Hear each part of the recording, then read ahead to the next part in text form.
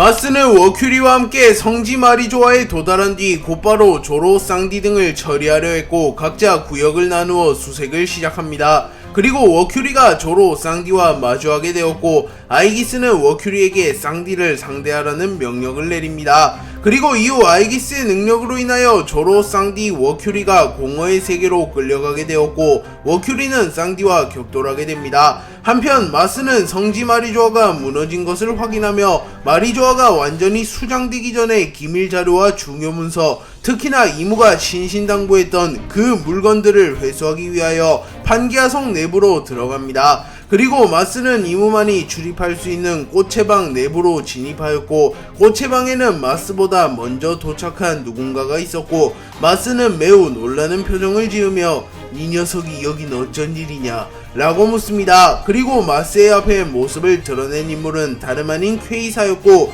퀘이사와 마스는 과거 900년 전부터 안면이 있었기에 단번에 서로를 알아봅니다. 그리고 퀘이사는 꽃의 방 내부에서 마스가 회수하려는 물건을 들고 있었고 마스는 이무님의 명령을 듣고 온 것이냐 라고 물었고 퀘이사는 마커스 마스성 이 물건은 내가 가져가도록 하지 이무에게 전해라 맨마이어 퀘이사가 가져갔다고 라고 말하였고 마스는 분노하는 표정을 지으며 그분의 존함을 함부로 부르지 말게나 그 물건은 내가 전달하도록 하지 이무님께서 그 물건은 오로성이 회수하도록 명령했으니 말이야 라고 말했고 퀘이사는 꽃의 방에서 회수한 물건을 바라보며 이 물건은 아나스타시스 죽은 자를 부활시킬 수 있다고 전해지는 성물 아나스타시스를 사용하여 그 녀석을 부활시킨다면 우리의 계획은 한층 더 가까워진다.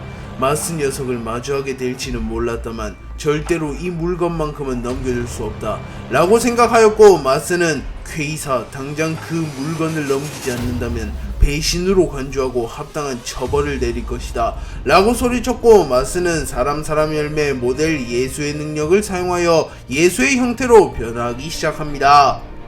마스가 퀘이사의 배신을 직감하며 아나스타시스를 탈취하기 위하여 곧바로 예수의 형태로 변화하며 퀘이사를 응징하려 합니다. 하지만 그 순간 마스의 전신이 얼어붙었고 마스의 뒤에서 아오키지가 나타납니다. 그리고 아오키지는 오로성 마스성 오랜만에 뵙구려 라고 말했고 마스는 곧바로 무장색 패기를 사용하여 얼음을 깨트립니다. 그리고 아오키지 니놈이 이곳엔 어떻게 라고 말했고 퀘이사는 아오키지에게 다가가며 마스 충격적이겠지. 물론 이 상황이 이해가지 않을 테고 말이야.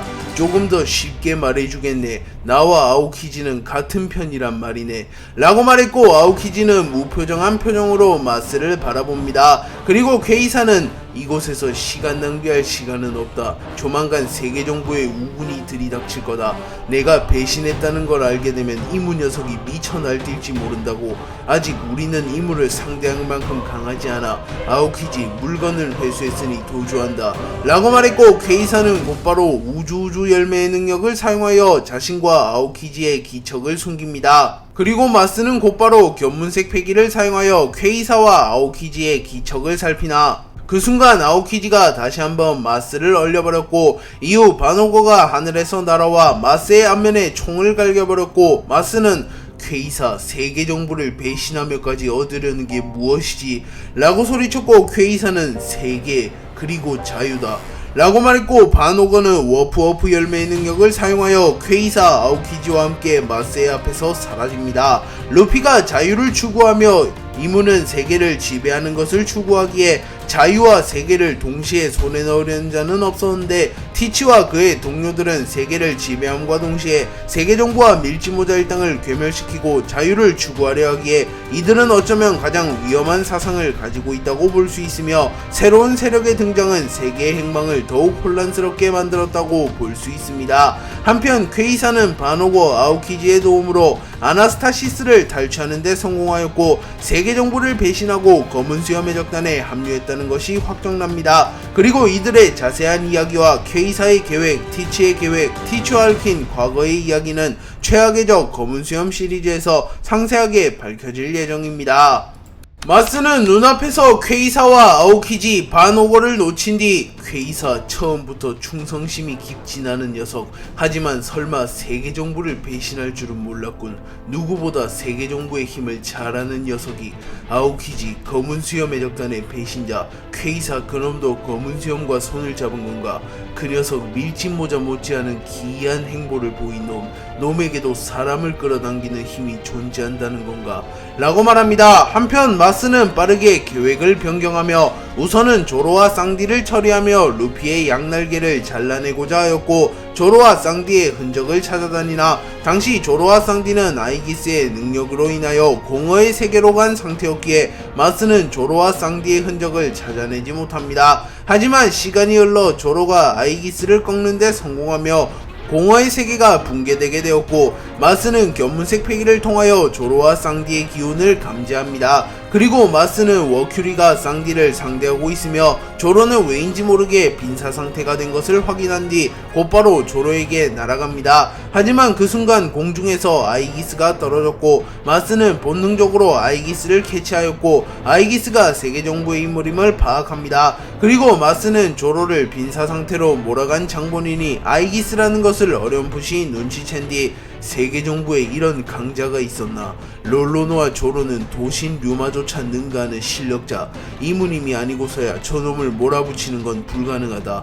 헌데 이무님께선 현재 밀짚모자와 대치 중인데 이무님이 먼저 롤로노와 조로를 쓰러뜨린 뒤 이 녀석에게 롤로노와 조로를 맡겨둔 것인가?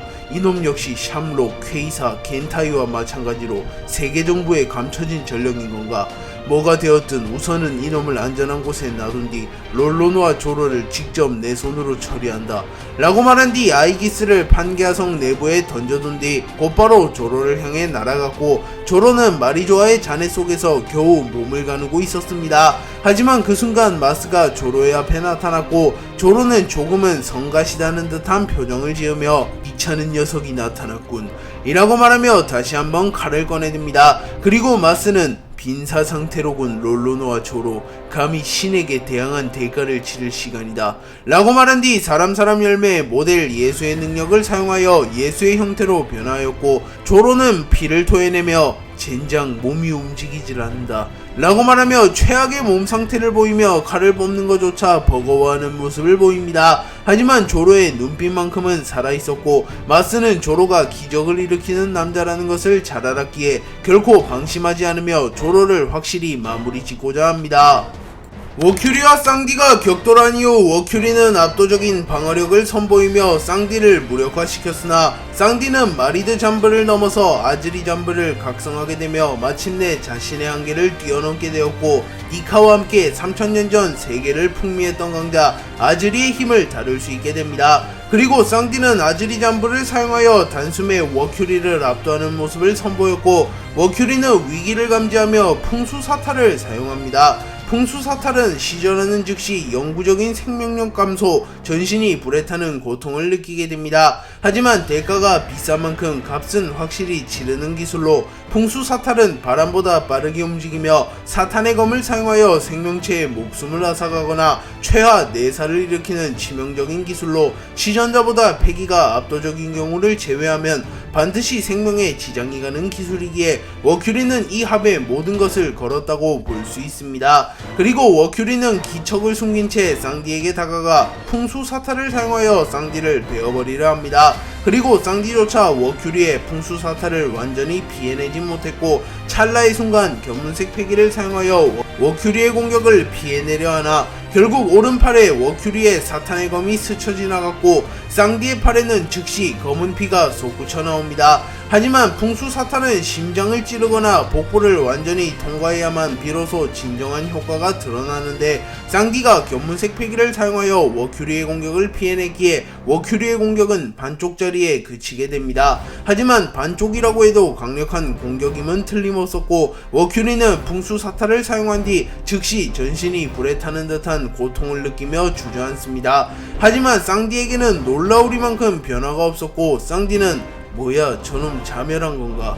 라고 말한 뒤 담배를 피려합니다. 하지만 그 순간 쌍디의 발밑에 거대한 마법진이 나타났고 곧바로 마법진에서 검은 연기와 같은 것이 나오기 시작하였고 쌍디는 살기를 감지하며 곧바로 바닥을 바라봅니다. 그리고 그 순간 하늘에서 매우 거대한 사탄의 형태를 한 무언가가 나타났고 그 사탄은 라고 말했고 쌍디 입장에서는 생전 처음 듣는 언어였기에 뭐라고 하는 거냐 저 괴물 자식 이라고 말했고 그 순간 블러드문이 떠오름과 동시에 사탄의 형태를 한 무언가는 거대한 낫을 사용하여 쌍디를 베어버립니다. 그리고 쌍디는 전신에 치명상을 입으며 고통 속에서 몸부림치며 비명을 질렀고 쌍디의 전신 특히 오른팔에서 엄청난 양의 피가 쏟아져 나옵니다. 그리고 워큐리는 만족한 듯한 웃음을 지으며 검은다리 쌍디 이 녀석의 패배다. 이 기술은 나의 신변에도 크나큰 위협이 되기에 도신 류마를 상대할 때조차 봉인해 두었다만